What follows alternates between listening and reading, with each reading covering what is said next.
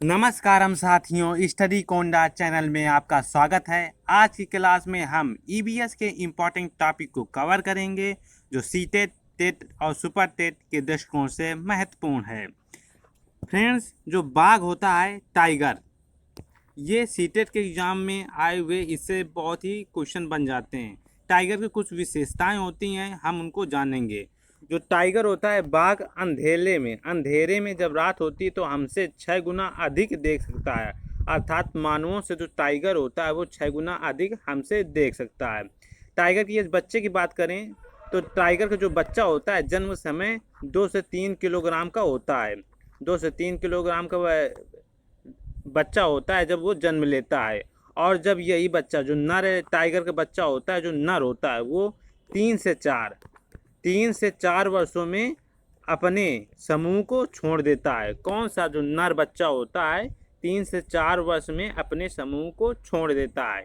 ये टाइगर के बच्चे से इम्पॉर्टेंट पॉइंट थे। अब जो टाइगर की जो मूंछ होती हैं बहुत ही इम्पॉर्टेंट होती हैं, क्योंकि जो टाइगर की जो मूछें होती हैं वो हवा के कंपन से अपने शिकार की जो सही स्थिति है उसका पता लगाती हैं।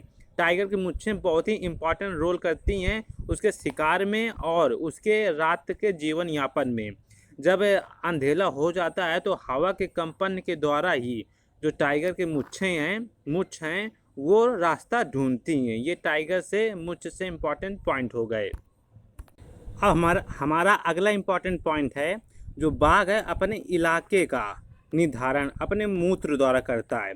अर्थात वो उसका जो इलाका होता है वो मूत्र कर देता है। आपने जैसे कुछ डॉग को देखा होगा, वैसे ही सेम टू सेम काम बाघ भी करता है। जैसे कोई दूसरा बाघ आता है तो वो समझ लेता है कि ये दूसरे बाघ का एरिया है, इसलिए वो उस एरिया में नहीं जाता है। अगला पॉइंट है, बाघ मौके के अनुसार अपनी आवाज़ बदलता है। अर्थात जैसे खुशी का माहौल है तो उसकी आवाज़ दूसरी होगी, अगर कोई डेंजर परिस्थिति है तो उसकी आवाज़ दूसरी होती है। अर्थात मौके के अनुसार उसकी आवाज़ बदल जाती है। अगला इम्पॉर्टेंट पॉइंट है, जो बाघ का जो गुर्राना है वो 3 किलोमीटर दूर तक सुना जा सकता है। जो बाघ जब गुर्राता है अपनी फुल वॉइस में तो वो 3 किलोमीटर तक सुनाई देता है। ये बाघ से इम्पॉर्टेंट पॉइंट हो गए। अब जो बाघ का समूह होता है तो उसकी एक विशेष बात होती है कि बाघ के समूह में 10 से 12 बाघ होते हैं। और इस बाघ पूरा एक समूह होता है, परिवार होता है, जो इनका नेतृत्व जो कर रहा होता है वो बाघिन करती है। अच्छा, अर्थात बाघों के समूह का नेतृत्व बाघिन करती है। ये सीटेट के एग्जाम में बना हुआ क्वेश्चन था। और इसका अगला इम्पॉर्टेंट पॉइंट है कि जो बाघ होते हैं, बाघ के दोनों कान बाहर की आवाज़ इकट्ठा करने के लिए होते हैं। और ये जो कानों की विशेषता ये होती है कि ये जो कान होते हैं ये 360 डिग्री में अर्थात चारों दिशाओं में ये घूम जाते हैं, जो कि एक इम्पॉर्टेंट फीचर है बाघ का। अब अगला इम्पॉर्टेंट पॉइंट है, बाघ हवा के पत्तों के हिलने और शिकार की झाड़ियों में हिलने की आवाज़ में अंतर को भांप जाते हैं। तो ये बाघ के एक इम्पॉर्टेंट खासियत होती है, जो बाघ होते हैं ये पत्ते के जैसे हिलते हैं और शिकारी अगर पत्तों के अंदर है तो उसके हिलने के तरीकों में जो डिफरेंसेस होता है वो इसको आसानी से ये बाघ पहचान जाते हैं।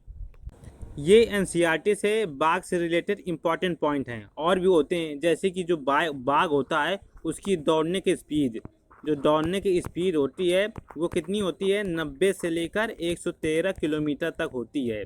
ये बाघ की एक मैक्स स्पीड होती है, 90 से 113 किलोमीटर तक बाघ की एक स्पीड होती है। और जो बाघ के से रिलेटेड कुछ भारत में नेशनल पार्क हैं, जैसे कि सर्वाधिक बाघ जो होते हैं भारत के एमपी में पाए जाते हैं। सर्वाधिक बाघ कहाँ पाए जाते हैं, भारत के एमपी में पाए जाते हैं। यही कारण है एमपी को हम क्या कहते हैं, टाइगर स्टेट के रूप में हम एमपी को जानते हैं।